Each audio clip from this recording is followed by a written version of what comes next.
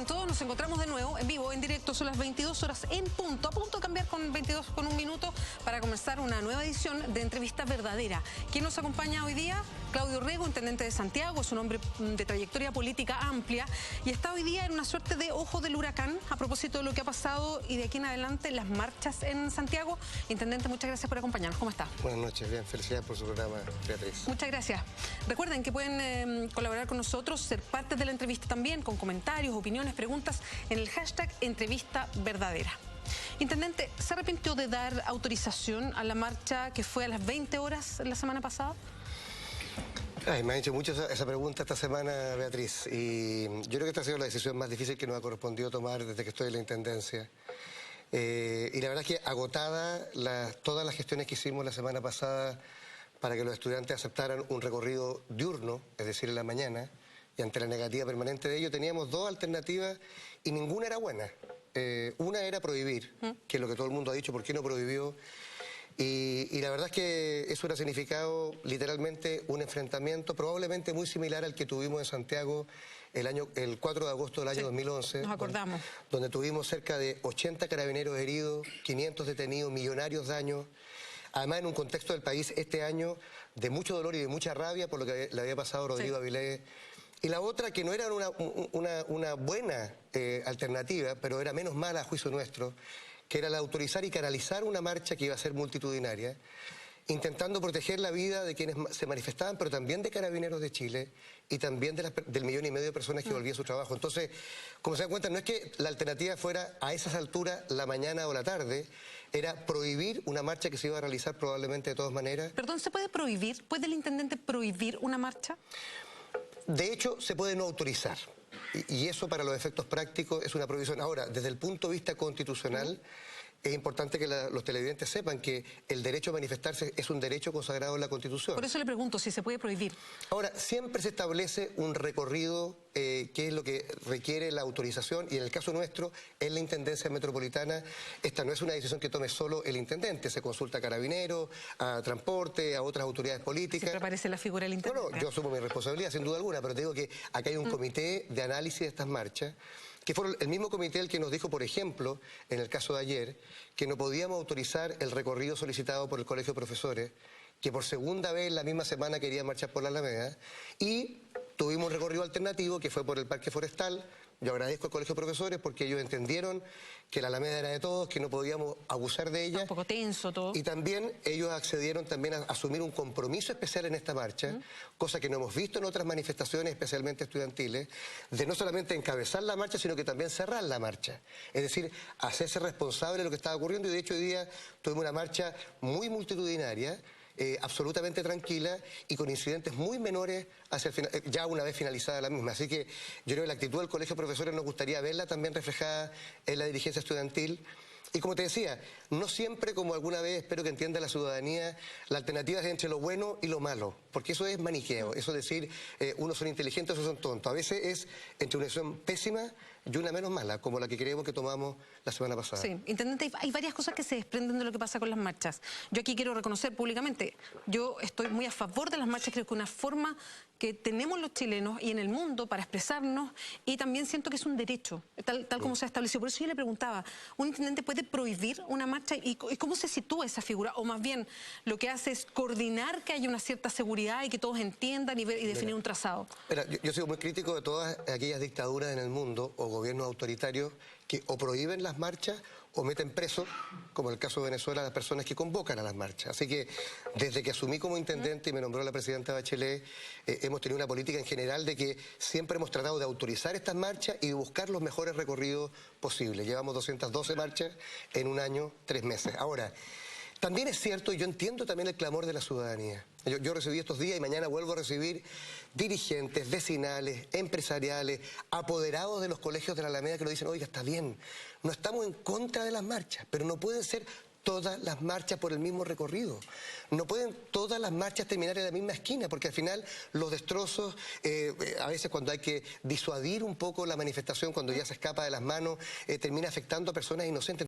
Y todos los convocantes a marcha, no solamente los estudiantes, también la CUT, cicleteros, gente de la diversidad sexual, etcétera.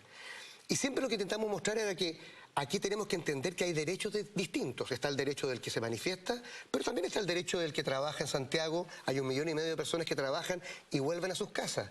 Está la gente que vive, está la gente que tiene su pequeño almacén. Entonces, ¿cómo compatibilizamos? La idea de alternar recorridos tiene que ver con eso. Por eso que yo reitero, no es obvio que el Colegio de Profesores hubiera aceptado lo que nosotros dijimos, que no era autorizarle el recorrido que le habían pedido y tener un alternativo, pero hoy día se demostró que cuando hay buena disposición se pueden alternar los recorridos, no se afecta el derecho de manifestación, pero también se le da un respiro a los que viven y trabajan en la Alameda, que también creo que es un derecho de la ciudad. Yo creo que la gente le pasa, yo estoy de acuerdo con que la gente se manifieste, me dice mucho, pero no siempre en la misma esquina. Sobre todo como en el caso de los estudiantes, donde ellos no han podido, en las 9 marchas que llevan convocadas desde marzo del año pasado, controlar a estos grupos de encapuchados que llegan, se infiltran y causan muchos destrozos que la ciudad no se los merece. Ahora, yo voy a entrar a eso en un ratito más respecto al control de los encapuchados, porque hemos escuchado tantas versiones, de repente se focaliza en las personas que llaman a las marchas, pero ¿se puede focalizar en ellos el control de los encapuchados? En fin, que quiero dejarlo para un ratito después, pero quiero preguntarle algo que he visto harto en las redes sociales y es, ¿se pueden organizar o autorizar marchas que no sean en la comuna de Santiago? ¿Ocupar el mismo eje de Alameda, después Providencia, Las Condes, en fin? ¿Se puede hacer para otras comunas o tiene que ser siempre Santiago? A ver, tiene una cosa simbólica, yo entiendo, está el Ministerio de Educación, está la moneda, en fin. ¿Pero se puede autorizar para otros lados? Mira, primero decirle a los televidentes y también a usted, Beatriz, que yo no soy ni el que convoca, ni el que organiza, ni el que solicita. Generalmente hay un grupo que dice, mire, nosotros queremos marchar por tal o cual lugar. La Alameda lleva 200 años y casi los 200 años de la Alameda ha sido probablemente el lugar de Chile y también de Santiago privilegiado para estas manifestaciones. Sí, ¿por qué? ¿Por capricho? No, porque la gente le interesa pasar frente al poder político, que es la moneda. Ahora, ¿se pueden hacer alternativas? ¿Ustedes sugieren otros? ¿Se ha sugerido alguna vez ir a otras comunas? Bueno, en Estación Central se ha hecho, sin duda alguna. A veces hemos tenido concentraciones menos complicadas en el Parque Bustamante, que es la comuna de Providencia. Es decir, se han ocupado otras. Ahora, yo le podría decir a la gente, ¿por qué no marchan en el Parque Chena? Te das cuenta ya en San Bernardo y probablemente me dijeran, no nos interesa. Y ahí uno tiene que compatibilizar lo que hemos dicho, lo dijo el ministro Burgo también la semana pasada. La experiencia nos ha dicho que hay que intentar por todos los esfuerzos de tener marchas autorizadas que se puedan canalizar y no estas marchas no autorizadas que se terminan desbordando. Ahora, también hay un límite. Y cuando uno dice ya, ok, este recorrido no puede ser, también es importante que la ciudadanía y quienes convocan a las marchas entiendan que no siempre se puede marchar por el mismo recorrido. Intendente, llegan ya, y este es un tema que despierta mucha opinión, llegan al hashtag Entrevista Verdadera Preguntas para hacerle directamente a las personas que nos están escuchando. Revisemos alguna, va a aparecer inmediatamente en el monitor, ahí está. Pregunta Marcelo Salazar, dice, Intendente Orrego, ¿quién paga los daños afectados por la marcha nocturna que usted autorizó? Bueno, lamentablemente, y eso es lo que hemos dicho, aquí los que causan daño son los responsables, directamente. Perdón, pero eso se diluye, ¿o no? No, bueno... ¿Quiénes son los responsables? O sea, cuando se detiene a la persona, uno las puede eventualmente querellar con ella. Ahora, ¿qué ocurre? Que muchas veces, como nos ocurrió el jueves pasado, recordemos que en la mañana, Beatriz, no hubo marchas autorizadas. Quiero dejarlo claro porque hay gente que me ha imputado marchas en la mañana y marchas en la tarde. Las de la mañana no fueron autorizadas. Se produjeron igual desmanes, igual saqueos. Esa actitud y esas acciones de violencia obviamente requieren la condena y un cada día más efectivo actuar de carabineros, pero también de los tribunales. Le quiero decir a los televidentes, tuvimos 160 detenidos. 26 pasaron a control de detención y solo uno quedó con detención preventiva, con prisión preventiva. ¿Por qué pasa algo así? Porque el estándar que pone el tribunal, a mi juicio, a veces es demasiado alto. La prueba para decir a esta persona hizo esto. Te pillan a ti con un plasma, saliendo a metros de que te lo encontraste en la calle el plasma. ¿Es necesario más pruebas? Yo creo que no. Y sin embargo, de los 26 detenidos esa noche, solamente una persona con prisión preventiva. Y en consecuencia, como nosotros hemos dicho también... Pero, Intendente, ¿y eso pasa con distintos tribunales? O sea, ¿es que son varios jueces que les pasa lo mismo o es que el estándar que dice la ley es muy alto? Yo te diría, en general el estándar es alto, pero en particular en el caso Santiago tenemos un tribunal, que es el 7º Tribunal del Crimen, que tiene un estándar muy alto en esta materia y en consecuencia casi nunca quedan personas detenidas, a pesar de que han sido descubiertas o con algunos artefactos incendiarios en su mochila, o bien, por ejemplo, hoy día tuvimos un caso de una persona que Carabineros lo filmó durante la marcha de los profesores, se identificó claramente quién era, que arrojó piedra, etcétera, va a pasar mañana control de identidad, nosotros nos vamos a querellar por desorden público, pero la probabilidad es que quede libre. Y eso obviamente va generando impunidad y también indignación de parte de la ciudadanía que, dicho sea de paso, nosotros compartimos. Ahí usted apuntaba al tribunal y esta alta exigencia para demostrar algo. Pero ¿qué pasa con la, y aquí lo cambio de frente, con la eficacia de Carabineros? Lo que pasa es que a mí me dan vuelta las cifras. Carabineros toma, y usted me dio la cifra, 160 y algo detenidos, sí. De esos 160 y algo detenidos pasan 26 a control de detención, o sea, todos los demás no tienen pruebas, fueron personas a lo mejor que no, a lo mejor o estaban haciendo algo o no estaban haciendo nada y terminaron detenidas. De estos 26 finalmente a uno se le puede demostrar algo. Ahí no pasa, no hay un problema de eficacia de Carabineros. O sea, sin duda alguna, yo creo que como Estado chileno, no solamente hablo de Carabineros, también de las entidades estatales del gobierno y también de la Policía de Investigaciones, tenemos que mejorar nuestra capacidad indagativa para poder prevenir. O sea, muchos de estas personas encapuchadas sabemos quiénes son y probablemente tenemos que tener equipos cada día más especializados para seguirlo y ver cuando cometen el delito y documentarlo. ¿Qué es lo que ocurre? Que en medio de un desorden público, donde hay un grupo de jóvenes tirando piedras, haciendo barricadas, con capuchas o saqueando algo, la verdad que lo que uno le pide a Carabineros en ese momento es que detenga el desorden. Ahora, si la detención de la persona, del individuo, no va acompañada de un medio de prueba inmediato, esa detención probablemente no termine en un proceso. Y segundo, también pedirle a los tribunales que entiendan que también, así como hay un derecho a manifestarse, que es un derecho consagrado en la Constitución, también hay un derecho a la paz y la tranquilidad que tienen los ciudadanos, y que hoy día estoy encapuchado, yo lo vi hoy día, algo destacable de la marcha hoy día con los profesores, y en eso los profesores cumplieron con su palabra. Ellos encararon a los encapuchados, eso están en las imágenes televisivas, ellos los agarraron, los increparon porque efectivamente se habían infiltrado una marcha que no era de ellos. Lamentablemente eso no lo hemos visto en las marchas estudiantiles. ¿Pero es el rol de los estudiantes? Bueno, a ver, cuando yo convoco algo... ¿Es un rol de una persona que marcha detener a un encapuchado? Te digo una cosa, cuando uno organiza una manifestación tiene que hacer todo lo humanamente posible para disminuir los riesgos de este tipo de cosas. Por ejemplo, ¿qué le pedimos nosotros ayer, y más bien le exigimos al Colegio de Profesores? Que era que ellos se garantizaran de cerrar la marcha. O sea, que representantes directivos del Colegio de Profesores dijeran hasta aquí llega la marcha autorizada. Bueno, eso no lo hemos visto en el movimiento estudiantil. Que es para decir, oye, no le digamos que actúe de Carabinero, eso le corresponde a Carabineros, pero por lo menos díganos, aquí parte la marcha, aquí termina, y lo que venga después son claramente delincuentes o personas violentistas que se infiltran. Eso es lo que tenemos que buscar. Aquí yo no le pido a nadie que convoque una marcha que se haga cargo de todo, pero sí le pido que también ayude a que de alguna manera estos sean menores los riesgos de tipo. Entonces, por ejemplo, cuando veamos nuevas solicitudes, bueno, que se reconozca que hay ciertos recorridos que son peores que otros, que el horario de la mañana es el ideal y no volver nunca más a hacer una marcha en la noche. En fin, ese tipo de cosas ayudan también a disminuir los riesgos que tiene esto para la población. Intendente, aprovechemos de revisar otra pregunta que llega también en el hashtag entrevista verdadera. Revisémosla junto a ustedes. José Antonio Opaso dice, si bien es cierto son un derecho las marchas, pero de noche pésimo ese. A ver, yo ya respondí, creo, al señor Opaso, eso al comienzo. Yo sé que la gente entiende que la autoridad puede prohibir y no va a pasar nada. Lamentablemente, cuando nosotros agotamos todos los intentos porque los estudiantes accedieran a marchar en la mañana, teníamos dos opciones y ninguna era muy buena. O era prohibir, y teníamos un antecedente muy malo, que había sido en un contexto muy distinto, el 4 de agosto del 2011, donde las consecuencias de la prohibición fueron pero innumerables de personas heridas, sí, una batalla campal de 5:30 de la tarde a 11 de la noche. Ahora, si a eso le agregamos que había un joven herido casi muriéndose, 2 jóvenes asesinados hace 2 semanas, mucho dolor y mucha rabia en el ambiente, la otra alternativa que era autorizar en una hora que a nosotros no nos gustaba, que no nos parece ideal, pero canalizar una marcha que iba a ser masiva de todas maneras, nos pareció que era la opción menos mala.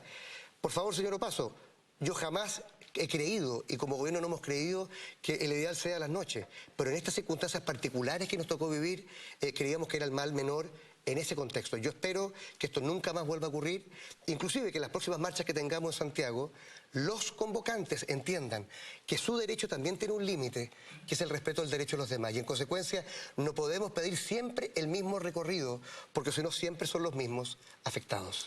Intendente, ¿qué mirada tiene usted del rol que cumple Carabineros y específicamente Carabineros de Fuerzas Especiales? Yo sé que hoy día en estos momentos es bien complejo hablar de ellos por lo que pasó en Valparaíso, porque además ellos entregaron una primera versión que era totalmente distinta a la versión que vimos en imágenes por la situación de Rodrigo Avilés, que afortunadamente salió de riesgo vital. No sabemos qué secuelas va a tener. Estuvo muy complicado, a punto de morir por este chorro que le llegó a una velocidad que las imágenes son muy impactantes.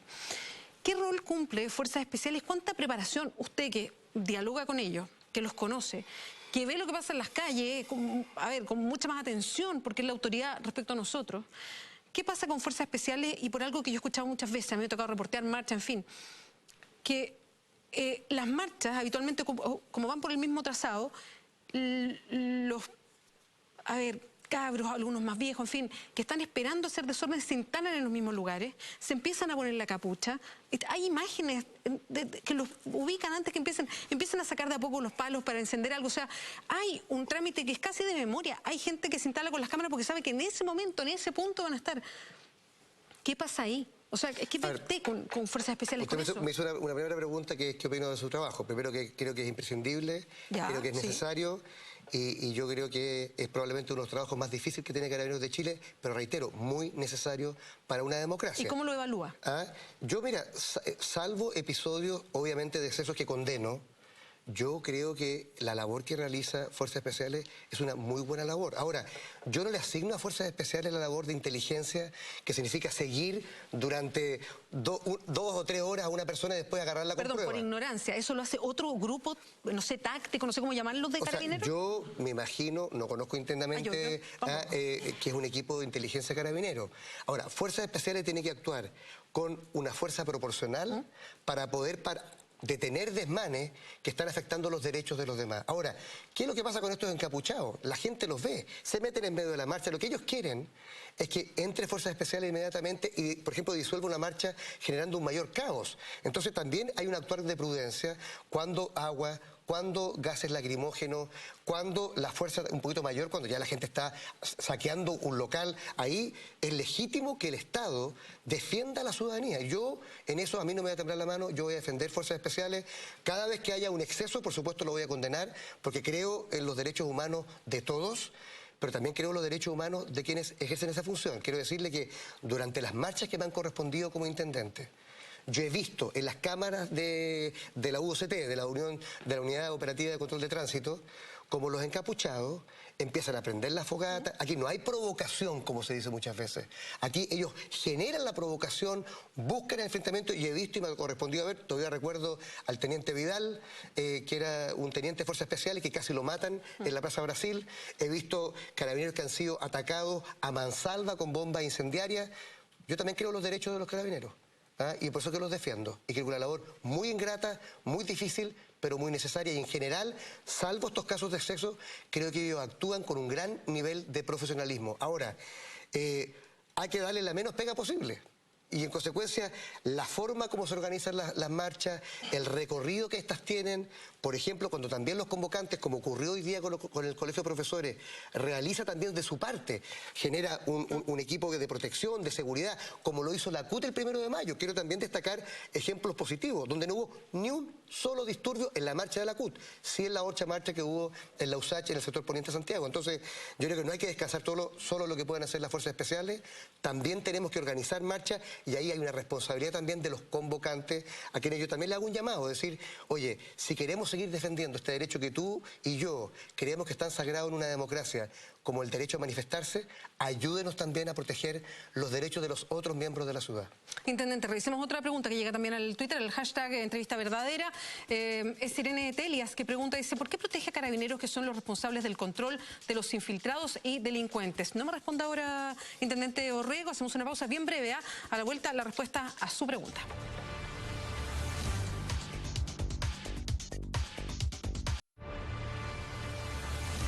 Seguimos con entrevista verdadera. Ocupen el hashtag para comunicarse directamente con nosotros, como Irene Telias, que recién hacía esa pregunta al Intendente Orrego. ¿La recordamos? Sí, ahí está nuevamente. ¿Por qué protege a carabineros que son los responsables del control de los infiltrados y delincuentes? Pregunta Irene Telias. Yo no estoy para nada de acuerdo con Irene.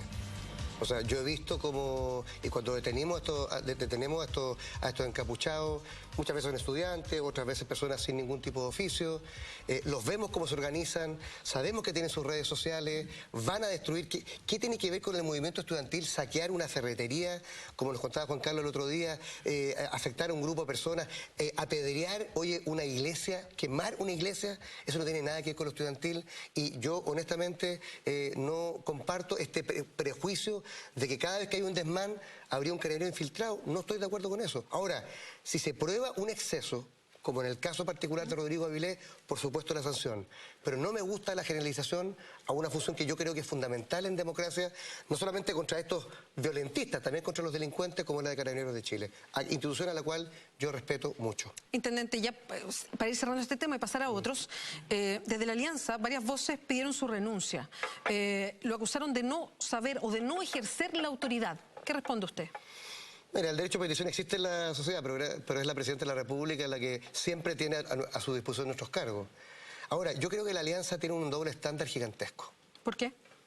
Porque precisamente los ejemplos que he puesto yo ocurrieron en su gobierno. No solamente ellos autorizaron marchas nocturnas, me imagino que con los mismos justificación nuestra, como la marcha de Hidroaicén famosa, sino que también ellos mismos fueron el ejemplo patente de que prohibir una marcha no siempre da mejores resultados. Como el 4 de agosto del 2011. O sea, ¿sabe cómo le llaman en el gobierno la gente de la Alianza que trabajaba en la moneda esos días? El jueves negro. O sea, ellos hasta el día de hoy creen que fue una pésima decisión. Entonces, es re fácil cuando no son gobierno criticar a una autoridad que saben que tiene una decisión muy difícil que tomar entre algo muy malo y algo menos malo, pero no algo bueno. Y entonces yo creo que es oportunismo de parte de la gente de la Alianza, pero por supuesto en democracia uno siempre está expuesto a la crítica de todos los sectores. Intendente, hay una pregunta o comentarios que se repiten, un poco irónico en realidad, por parte de la gente que nos está viendo. Dice, ¿qué hace el intendente aparte de estar aprobando las marchas? Y eso tiene que ver un poco con que lo visualizan en este rol, el de las marchas, defender o explicar las decisiones que se toman. Mira, cuando la presidenta me llamó para ser intendente, yo también sabía que había una asociación natural entre los estadios y las marchas con el intendente, pero el mandato de ella, la invitación, que es la que a mí me atrajo habiendo sido alcalde y también ministro de Vivienda, era hacer ciudad. El 90% de los chilenos vive hoy día en ciudades. Santiago es una metrópoli de 7 millones de habitantes, con contaminación, con una tremenda desigualdad urbana, con enormes problemas de movilidad y también de emergencia. Entonces yo dije, ¿tiene las herramientas hoy día el intendente para hacer más, para convertirse como en este gran alcalde mayor de Santiago? No las tenemos. Yo espero que el proyecto de ley que está en el Congreso hoy día, que va a elegir a los intendentes y darle estas atribuciones, opere. Pero como en la vida uno no está para llorar, lo que nosotros hemos hecho es trabajar con todos los ministerios que trabajan en el territorio y empezar a coordinarnos. Acabamos de aprobar, por ejemplo, un convenio de programación con varios ministerios y el Consejo Regional, 100.000 millones de pesos para hacer 143 hectáreas de parques nuevos, especialmente en las zonas más pobres de Santiago. 150 kilómetros de ciclovía, agua potable rural en las provincias de Talagante, Melipilla, Chacabuco y Maipo, donde no hay agua en el campo. Estamos con un plan de emergencia, un parque nacional en Río Clarillo y un humedal que queremos proteger en Batuco, en Lampa. Estamos combatiendo los microbasurales y también los grandes vertederos ilegales de la región, descontaminando la ciudad. O sea, estamos haciendo ciudad. Ahora, es súper triste porque al final todo este tremendo esfuerzo, acabamos de iniciar un tremendo programa de pavimentación de 300 kilómetros de vereda, cosa que para los peatones y para los adultos mayores es tan importante. Claro, la gente se queda con lo que pasó en la última marcha, pero la verdad es que el rol de un intendente tiene que ver con coordinar a los 52 alcaldes de la región, trabajar con los ministerios y hacer ciudad, una ciudad que sea humana y justa para todos, cosa que hoy día lamentablemente no tenemos en Santiago. Intendente, ¿usted se proyecta nuevamente como candidato presidencial? Estoy tan metido en esta pega que la verdad es que hoy día no.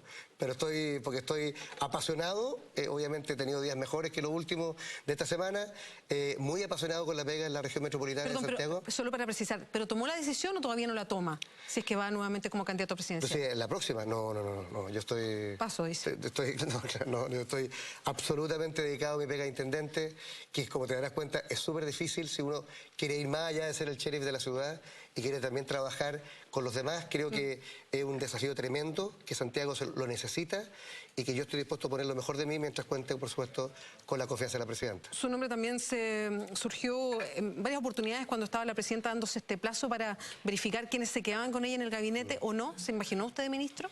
Bueno, yo fui ministro ya. No, yo sé, nuevamente de ministro. Mira, yo agradecí todos los comentarios, pero a quien me quiso escuchar, aunque parezca paradójico, yo dije que yo estaba muy contento en la intendencia. No porque fuera fácil, como es evidente, sino porque creo que es un rol que compatibiliza mi experiencia de alcalde primera y también mi vocación política y servidor público.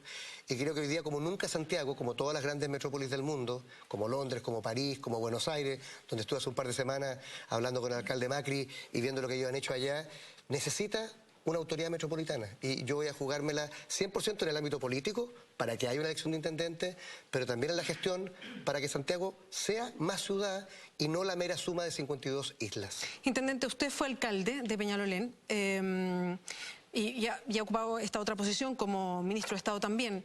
Hoy día hay un alcalde en específico que está acusado de una serie de delitos bien graves. Es el alcalde Cristian Vítor y de una comuna grande de Santiago como es Maipú. Es un alcalde que es de la democracia cristiana también, igual que usted. Hoy día aparece una nota bien feroz en el mostrador, yo no sé si es cierto o no, pero dice que lo está investigando la Fiscalía, que hablaba sobre el estilo de ricos y famosos del alcalde Vítori. A eso se suma lo que hemos visto con las platas para las campañas, en fin. Y uno se pregunta, ¿qué pasa hoy día con esta atracción que hay desde muchos políticos con la plata? Ahora, primero, déjeme separar, obviamente condenable todo lo que son delitos de cualquier tipo. Entiendo que la situación que se le acusa particularmente al alcalde Vítori es de naturaleza personal, es decir, un cohecho personal para sí, como poder... un enriquecimiento personal. Los otros son financiamientos irregulares de campaña. Perdón, ¿y tiene diferencia que uno sea para campaña y que el otro sea personal? Yo creo que sí. Yo creo que pueden ser ambos delitos igual y ambos condenables, pero son distintos. O sea, ¿el destino de la plata hace que sea distinto para usted? O sea, lo que tú me planteas, creo que por eso son delitos distintos. El cohecho, o sea, que yo te pague plata para efectos de... Es distinto a que tú no cumplas con las normas estoy de legalidad. Estoy de acuerdo, pero si se atraviesa, si se pasa por encima de la ley... O sea, considero que son graves ambos. Enriquecimiento yo creo que son, político o para campaña... Yo creo que son graves sin duda alguna ambas. Ahora, una cosa que yo echo de menos a veces también en la élite política de nuestro país es la austeridad. Y creo que cuando las personas empiezan a tener estándares de vida muy altos, muy por sobre sus ingresos, terminan cayendo en práctica, no digo que sea el caso del alcalde Vítori porque está en investigación y tiene obviamente el derecho a ser juzgado, pero en el caso de probarse cierto, ese u otras acusaciones me parece gravísimo. Yo creo que Chile, si algo tuvo históricamente, era una clase política que no se enriquecía en sus cargos. Esto sería un punto de inflexión en otro sentido y me parece gravísimo. ¿Y usted hoy día lo ve distinto? Ya no está esa situación anterior de, insisto, puede ser no enriquecimiento personal, pero sí pasar por encima de la ley para obtener recursos de alguna manera para financiar una campaña. ¿Se pasó otra situación? ¿Qué pasó en el camino? Bueno, ¿se perdió cierta ética para trabajar en política? ¿Se relajó todo? Mira, yo que he sido candidato a alcalde a muchas cosas en mi vida, yo recuerdo cuando la gente a uno le decía, ¿voluntario en tu campaña? Pero eso es como de otra época, es como sesentero. Como diciendo, mira, la gente ya no se mueve, mete una campaña por convicciones, por ideas, por un ideal, porque cree en la persona, sino por plata. Esa monetarización de la política creo que llegó tan lejos que hoy día estamos viendo la crisis de confianza que vivimos en Chile. Y creo que la única manera, o sea, más allá de las leyes, más allá de condenar a las personas que han infringido la ley, la única manera de recuperarla es que quienes estamos en política, porque yo no me quiero disfrazar, como hacen muchos oportunistas, Beatriz, de decir, no, yo no tengo nada que ver con esos señores políticos. Yo he sido candidato, he sido alcalde, fui precandidato presidencial y hoy día estoy en un cargo de servidor público. Ahora, yo espero que la gente vea en nosotros personas que hablamos con la verdad. No siempre tenemos que explicar cosas gratas ni cosas fáciles. No siempre tenemos que decir cosas que son dulces al oído de la ciudadanía, pero por lo menos que crean que lo que estamos diciendo es cierto. Intendente Claudio Rego, muchas gracias por acompañarnos hoy día. Buenas noches, muchas gracias también, Beatriz. Vamos a revisar ahora un resumen de noticias.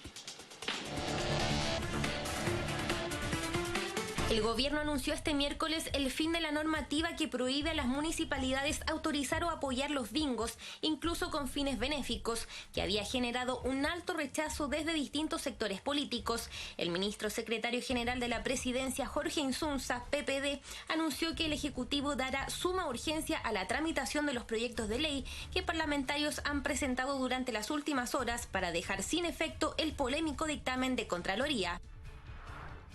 Alianza respalda a Carabineros y asegura que el gobierno es cómplice de la violencia.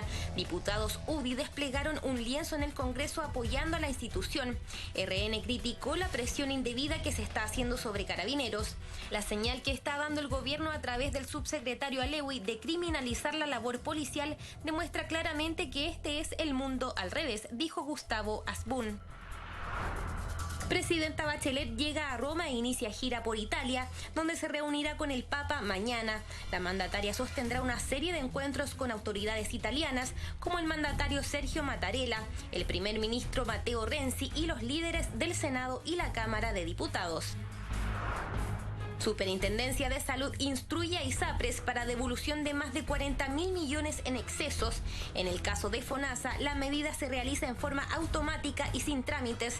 Desde este año se efectuarán depósitos masivos 2 veces al año, en los meses de marzo y septiembre. El Seremi de Vivienda de la región de O'Higgins, Wilfredo Valdés, presentó su renuncia al cargo tras ser citado a la comisión investigadora del caso Cabal en la Cámara de Diputados. Valdés indicó a través de un comunicado que necesita asumir su defensa con mayor fuerza, decisión y de manera personal, no como autoridad.